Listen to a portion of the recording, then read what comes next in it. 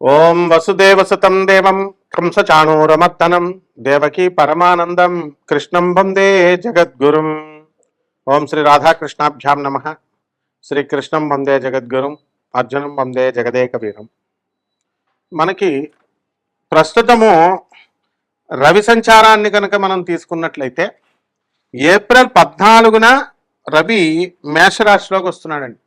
దీనివల్ల మనకి ప్రభుత్వ సంబంధమైనటువంటి పనులన్నీ కూడా మేషరాశిలో రవి వచ్చు కాబట్టి బ్రహ్మాండంగా అయిపోతాయి. ఆరోగ్యాలు ఎవరైతే బాగుండట్లేదు అనుకుంటున్నారో అటువంటి వాళ్ళందరికీ కూడా ఆరోగ్యాలు అన్నీ కూడా కుదరపడడానికి అవకాశాలు ఉంటాయి. అలాగే ఆయన మే 15 తర్వాత వృషభ రాశిలోకి ప్రవేశిస్తాడు. అందువలన మనకి ఈ యొక్క మే నెలలో స్త్రీలతో విరోధాలు, కంటి సంబంధమైనటువంటి వ్యాధులు, ఇవన్నీ కూడా చెస్ట్ పెయిన్లు ఇవన్నీ కూడా రావడానికి అవకాశాలు అధికంగా ఉన్నాయి. అందువల్ల స్త్రీలతో చక్కగా మర్యాదగా ఉండాలి. అత్తగారులతో లేనిపోని అపనిందలు ఇవన్నీ రావడానికి అవకాశాలు ఉంటాయి. అదేవిధంగా ఈ యొక్క కుజుడిని కనుక మనం తీసుకున్నట్లయితే ఏప్రిల్ 2, 2026 సంవత్సరంలో మీనరాశిలోకి ప్రవేశిస్తున్నాడు కుజుడు. అందువలన మనకి ఈ కారణాలుగా రీత్యానే మనం కనుక తీసుకున్నట్లయితే ఇప్పుడు కుజుడు మీనరాశిలోకి చూడండి, దాని వల్లనే తమిళనాడులో మనకి 9 మంది పోలీసులకి మరణశిక్ష అనేటటువంటిది విధించబడింది. అది మరి అంతకుముందు ఎందుకు అవ్వలేదండి? 2500 పేజీల ఛార్జ్ షీట్ వేశారు. పోనీ ఆ నిందితులు ఏమైనా తప్పు చేశారా కేసు పెట్టినటువంటి వాళ్ళు అని అంటే కనుక వాళ్ళు సెల్ ఫోన్లో షాపుల్లో స్పేర్ పార్ట్స్ అమ్ముకునేవారు. అలాంటిది ఒక కరోనా టైంలో జూన్ ఆ ప్రాంతంలో, జూన్ 23 ఆ ప్రాంతంలో, 13 ఆ ప్రాంతంలో మనకి కొంచెం టైము ఎక్కువగా 6:30 సాయంత్రం టైం కొంచెం ఎక్కువగా అమ్మడం, అది వాళ్ళు చేసిన అపరాధం. అయితే దాన్ని పోలీసులు లాక్కెళ్ళి ఆ తండ్రిని కొట్టడం, కొడుకు మరి తండ్రిని కొడుతుంటే ఎదురు తిరగడం, వాళ్ళిద్దరిని బాగా బాధేయడం, పోలీసులు కిరాతకంగా వ్యవహరించడం వల్ల ఊరి శిక్ష ఈ 9 మంది పోలీసులకు పడింది. వాళ్ళు అప్పుడే చచ్చిపోయారు. ఎన్నో సంవత్సరాల తర్వాత, అంటే ఎప్పుడు కరోనా టైం అండి ఇది, అప్పటి నుంచి ఇప్పటి వరకు జరిగినటువంటిది. ఇప్పుడే ఎందుకు వచ్చిందంటే ఈ యొక్క కుజుడు మనకి మీనరాశిలోకి ఏప్రిల్ 2న వచ్చాడు. ఆ విధంగా మే 11న మేషరాశిలోకి కుజగ్రహ ప్రవేశమైంది. కాబట్టి కుజుడు యొక్క నుంచి రావాల్సినటువంటి లాభాలన్నీ కూడా 12 రాశుల వారికి జరుగుతూ ఉంటాయి. లేకపోతే మనం శుక్రుడిని తీసుకున్నప్పుడు శుక్రుడు ఏప్రిల్ 19న శుక్రుడు వృషభ రాశిలోకి స్వక్షేత్రగతుడు అవుతున్నాడు. కాబట్టి భార్యల వలన సహాయము, స్త్రీల వలన సహాయం ఇలాంటివన్నీ కూడా జరుగుతాయి. ఇల్లు లేనటువంటి వాళ్ళలో కొంతమంది ఈ యొక్క ద్వాదశ రాశుల్లో ఉన్నటువంటి వాళ్ళు కొనడానికి అవకాశాలు ఉన్నాయి. అలాగే మే 14న మిథున రాశి ప్రవేశం శుక్రుడు చేస్తాడు. అక్కడ కూడా బ్రహ్మాండంగా ఉంటుంది పరిస్థితి. అంటే ఏప్రిల్ మే నెలను కనుక మనం చూసుకున్నట్లయితే మరి బ్రహ్మాండంగా మూవ్ అవుతుంది. అయితే ఇందులో ఈ యొక్క శుక్రగ్రహాన్ని మనం తీసుకున్నప్పుడు ఏప్రిల్ 19కి వృషభ రాశిలోకి వస్తుంది కదండి. అంతకుముందు ఎక్కడుందండి? ఇదంతా కూడా మనకి మేషరాశిలో ఉన్నాడు. మేషరాశిలో ఉన్నాడు కాబట్టే లవ్ జిహాద్ అది చూశారు కదా. మనకి హైదరాబాద్లో ఒక అతను ముస్లిం అబ్బాయి ఆ అమ్మాయిని పెళ్లి చేసుకోవడం, తర్వాత అతి కిరాతకంగా వాళ్ళ బంధువులు అవనేయండి, మిత్రులు అవనేయండి ఆమె పైన అత్యాచారం చేశారని చెప్పేసి ఆ నిందలన్నీ కూడా ప్రూవ్ అవ్వడము, ఇవన్నీ కూడా గొడవలు జరగడానికి కారణం ఏంటంటే ఈ యొక్క శుక్రగ్రహము మేషరాశిలో ఉన్నప్పుడు యుద్ధాలే.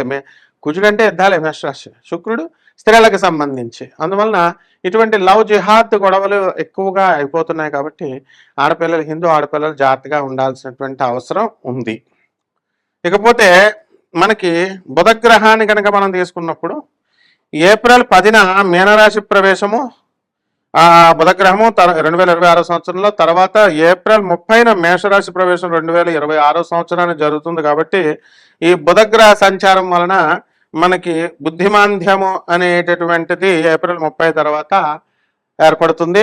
అసలు ఏప్రిల్ 10న అయితే అసలు బుర్ర పనిచేయదు అనమాట. బుధుడు నేచ స్థితిగతుడు అవుతున్నాడు. అందువలన వీళ్ళు ఒకటి చెప్తే ఇంకొకటి.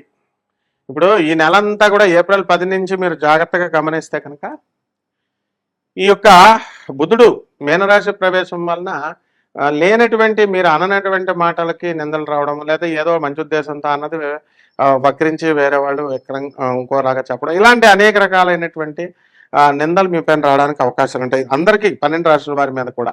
అందువలన ఇదేమిటంటే ఇది గ్రహస్థితి, బుధగ్రహ స్థితి యొక్క ప్రభావం. లేకపోతే శని సంచారం సంవత్సరం అంతా కూడా మనకి మీనరాశిలో ఉంటుంది.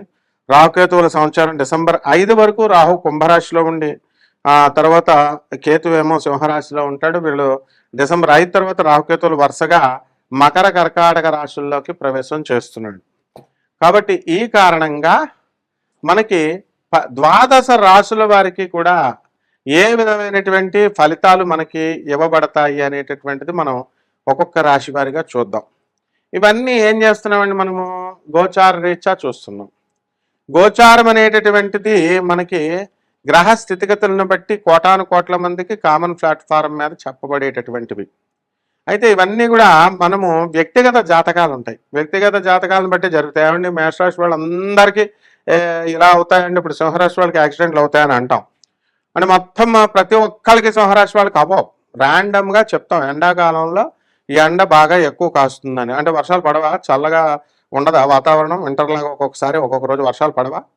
ఆ విధంగా అమెరికాలో ఉన్నటువంటి వాళ్ళని సింహరాశి వాళ్ళకి మేము చెప్పాం, ఆగున్నటువంటి వాళ్ళని వచ్చి ట్రక్ వచ్చి గుద్దేయడము, ఆగున్నటువంటి వాళ్ళని కారు వచ్చి గుద్దేయడము, వీళ్ళు తప్పు లేకుండా, ఇవన్నీ కూడా ఈ సమయాలలోనే జరిగినాయి.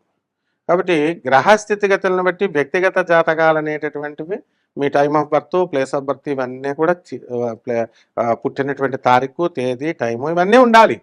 వీటిని ఏదో సరదాగా సెల్లీగా ఏమంటే ఫ్రీగా చెప్తారండి జాతకం, ఏమంటే ఫీజు ఎంత అవుతుందండి, ఏంటిది సరదాగా. ఇప్పుడు మేము నాన్ కమర్షియల్ ఆస్పెక్ట్తో వెళ్తామని ప్రపంచం అంతా తెలుసు. అటువంటిప్పుడు ఏమండి ఇదే వాట్సాప్కి పెట్టాలండి, ఇదే వాట్సాప్ నెంబర్కి పెట్టాలా అండి, ఇది గురువుగారితో మాట్లాడుతున్నారమ్మా డైరెక్ట్. అంటే మనం పేదవారి కోసం మనం చెప్తున్నాం, డబ్బున్న వాళ్ళు పిసనారులాగా వ్యవహరిస్తే ఎలా? మీకు ఇప్పుడు ఈ యొక్క హోమాలు చేయించుకోండి, యజ్ఞాలు చేయించుకోండి అని చెప్పి లక్షలాది రూపాయలు ఖర్చు పెడతారు, ఖర్చు పెట్టిస్తున్నారు. మేము ఏం చెప్పం కదా. జగద్గురువులైనటువంటి ప్రభాత్ రంజన్ సర్కార్ గారు ఆనంద మార్గ ఆశ్రమం, మా సాధువులకి మీరు చక్కగా సహాయం చేసుకోండి, అందులో ఉన్నటువంటి అనాథ పిల్లలకి సహాయాలు చేసుకోండి, యుఎన్ఓలో ఐక్యరాజ్య సమితిలో ఉన్న సభ్యత్వం ఉన్నటువంటి సంస్థ వాళ్ళకి చేయండి అన్నాం. దానికి కూడా ఏమంటే ఎంత వేయాలండి, ఎంత వేయాలండి, మాకు ఎందుకే నేను. కాబట్టి మీరు జాతకాలు సీరియస్గా చేసుకోకపోతే లైఫ్ అనేటటువంటి ఏమైనా సాధన చేయాలనుకుంటున్నాం అండి, మేము యక్షిణి సాధన చేయాలనుకుంటున్నాం, ఆ సాధన చేయాలనుకుంటున్నాం అంటారు. బాగానే ఉంది, మీ కోరిక బాగానే ఉంది.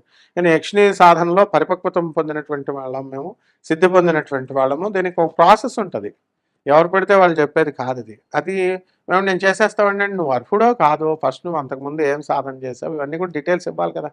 ఫోన్లో మాట్లాడటం కుదరదు, మేము బయట ఉండొచ్చు, మీరు కొట్టినప్పుడు ఫోను మేము ఎత్తేయాలా? ఎందుకంటే మీరు ఖాళీగా కూర్చుని ఇంట్లో కూర్చొని ఫ్రీ టైంలో కొడతారు. మేము మరి అది అప్పుడు అక్కడ బస్సులో ఉంటామో, బయట ఉంటామో, ఎక్కడ ఉంటామో తెలియదు కదా. ఇలాంటివన్నీ కూడా దయచేసి ఆలోచించాలి. అందువలన ఎవరైతే లోభత్వాన్ని చూపిస్తారో వాళ్ళకి ఎదుగుదల అనేది ఉండదమ్మా. అతి తెలివితేటలు అంటారు, అతి సర్వత్ర వర్జయేత్. అందువలన మనకి జగద్గురువులు దొరకడమే కష్టము. ఆ జగద్గురువుల్ని మీకు చూపిస్తూ మీ జీవితం కైవల్య మార్గం మీద, మా శిష్యుడు ఒకటి చెప్పాడు, ఏమంటే జ్యోతిష్కులు అందరూ మామూలుగా ఏదో కమర్షియల్గా చెప్తారండి గురుగారు, కానీ మీరు కైవల్యం వైపు నడిపిస్తారంటే మేము చెప్పేది ఏంటి, స్వామి వివేకానంద లిటరేచర్ చదవండి, ప్రభాత్ రంజన్ గారు సర్కార్ గారు చదవండి, సుభాష్ చంద్రబోస్ మేనల్లుడు ఆయన, పరమహంస యోగానందుల వారు చదవండి, రమణ మహర్షి చదవండి, వివేకానందుడు చదవండి. ఇవి మనం చెప్పేది. వాళ్ళు చెప్పింది service to humanity is real service to God. వాళ్ళు పేద ప్రజలకు చేయండి అని చెప్తున్నాం. కాబట్టి దీంట్లో కూడా ప్రశ్నార్థనాలు చేసేటటువంటి మరి మీకు దేవుడు ఎందుకు హెల్ప్ చేస్తాడు చెప్పండి. ఇలాంటివన్నీ కూడా ఉంటాయి. కాబట్టి దయచేసి డైరెక్ట్గా నాకు మీరు వాట్సాప్ చేయొచ్చు, కాంటాక్ట్ చేయొచ్చు, తప్పకుండా మేము మీకు అందుబాటులో ఉంటాం. ఒక్కొక్క రాశి వారికి ఏ విధంగా ఈ యొక్క ఫలితాలు నేను చెప్పినటువంటి గ్రహస్థితి బట్టి ఒక్కొక్క ఫలితం వస్తుందో చూద్దాం. మిథున రాశి, ఈ మిథున రాశి వారికి అందరికీ కూడా మనకి కేతుగ్రహము సింహరాశిలో ఉండి అద్భుతమైనటువంటి ఫలితాలను మీకు ఇవ్వడం జరుగుతుంది. దీనివలన విదేశాల్లో H1B వీసాల్లో మీ మిథున రాశి వారు సెలెక్ట్ అవ్వడానికి అధికమైనటువంటి అవకాశాలు కనబడుతున్నాయి.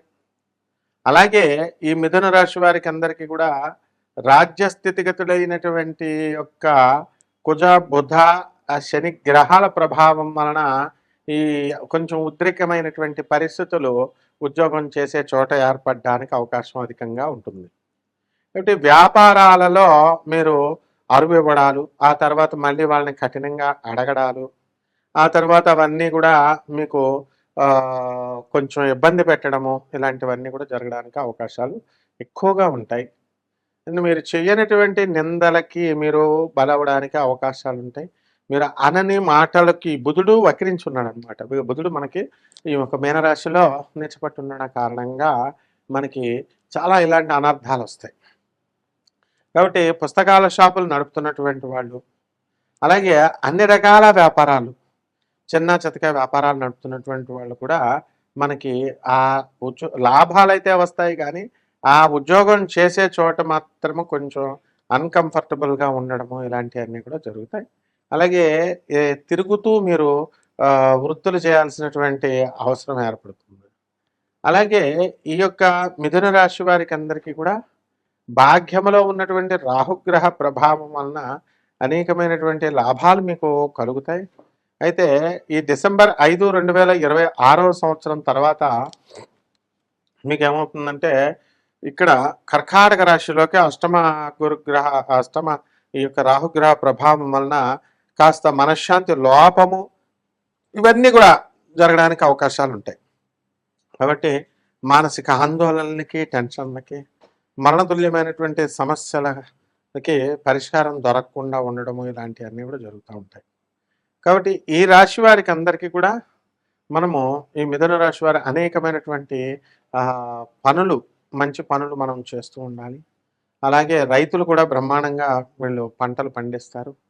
అయితే మనకి ఈ డిసెంబర్ 5 దాటిన తర్వాత 2026 సంవత్సరం తర్వాత రైతులు వాళ్ళు అప్పుల పాలు అవ్వడము ఇలాంటివన్నీ కూడా జరుగుతాయి. కాబట్టి పరిహారాలు ఏం చేసుకోవాలంటే, ఈ యొక్క రాహు జపం చేసుకోండి, రాహు స్తోత్రాలు చదవండి.